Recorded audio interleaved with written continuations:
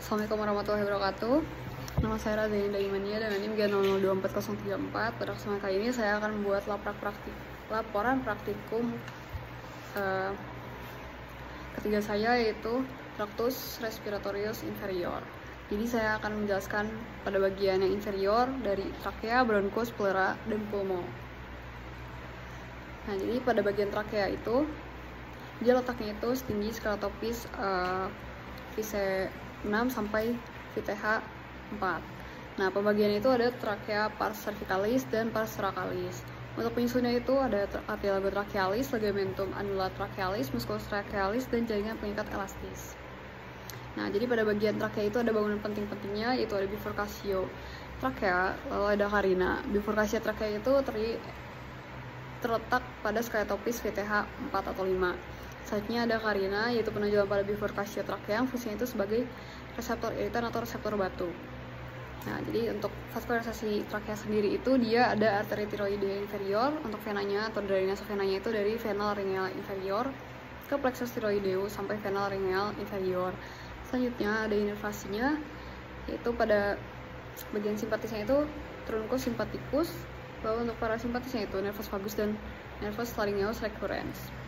Nah, lalu pada bagian bronkusnya itu dia ada bronkus yang conduction zone yang terdiri dari bronkus primarius, secundus, tertius, dan terminalis. Selanjutnya ada bronchiolus respiratori yang terdiri dari ductus alveolaris, sulcus, dan alveoli.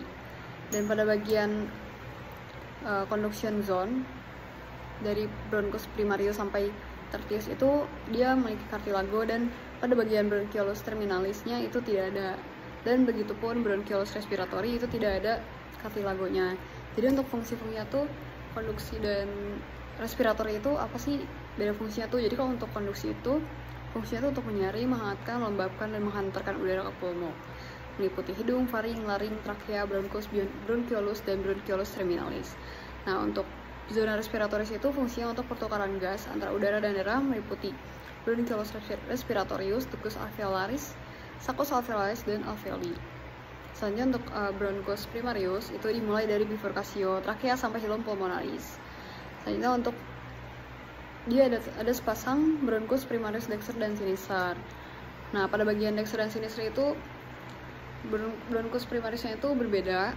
Jadi dari panjangnya sendiri, untuk primarius dexter itu dia lebih pendek, lalu lebar penampangnya juga dia lebih lebar, dan diameternya pun lebih besar. Untuk posisinya tuh lebih tegap juga, membentuk sudut 25 derajat dengan linea mediana.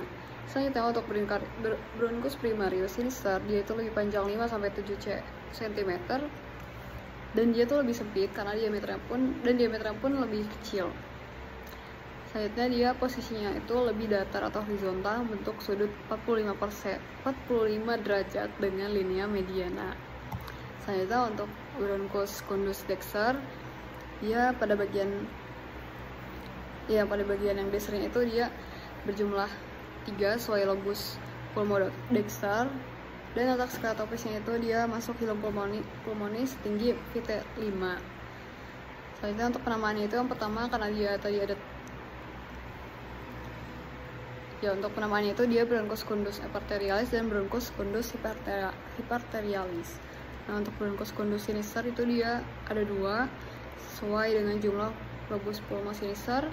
Lalu dia letak skleratopisnya itu dimasuk hilum pulmonis tinggi VT6, dan keduanya merupakan bronkus secundus hyperterialis. Kalau misalnya hyperterialis itu dia dipercabangkan sebelum masuk hilum pulmonis, dan kalau misalnya untuk hyperterialis itu dipercabangkan setelah masuk hilum pulmonis.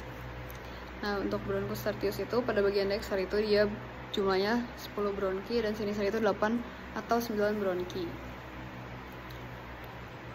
Lalu pada bagian bronkus respiratorius itu kan tempat pertukaran ini akan dijelaskan.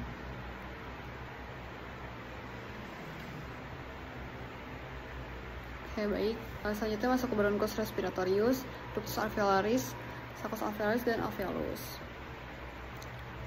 Selanjutnya pada bagian pulmo itu dia ada bagian basis, apex, 2 facies, dan 3 margo. Untuk 2 fasiesnya itu ada fasies vocalis dan mediastinalis. Untuk margonya itu ada inferior dan anterior. Nah, pulmodexter itu dia ada 3 lobus. Dia ada lobus superius di SIC 2 dan medius di SIC 4.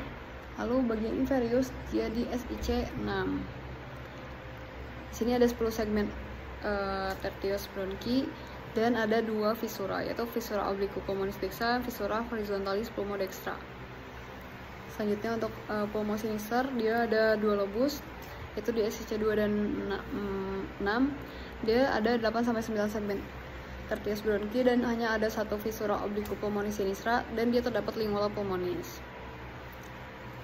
Nah, lalu selanjutnya ada radix et hilum pulmonis. Pertama, radix hilum pulmonis itu dia kumpulan struktur yang melekatkan pulmo ke struktur-struktur di mediastinum.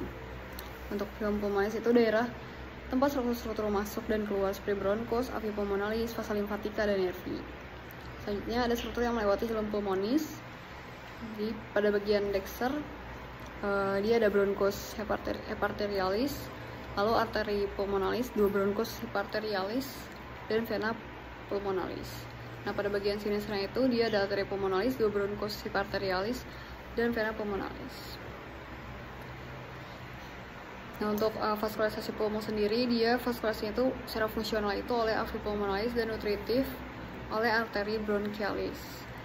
Dan drainase limfanya itu menuju nodul limfa trakea bronchialis dan inflasinya itu oleh plexus pulmonalis. Selanjutnya untuk pleuranya sendiri, dia ada lapisan visceralis, parietalis, dan di antara keduanya itu ada cavum pleura. Nah, pada bagian parietalis itu ada pars costalis, pars mediastinalis, dan pars diaphragmatica dan cervicalis. Nah, untuk potensial space-nya, dia ada recessus costomediastinalis dan costodiaphragmaticus.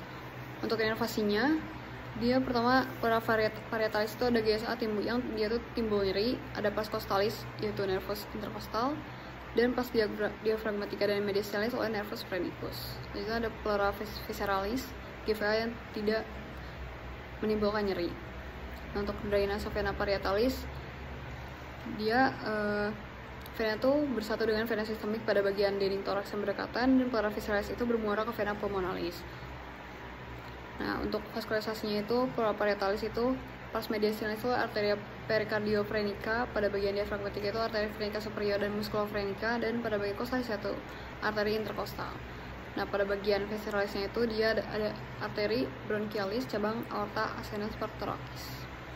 Nah, pada bagian klinisnya itu pertama ada asma, yaitu reaksi persensitivitas yang menyebabkan bronkokonstriksi yang mengakibatkan obstruksi jalan nafas.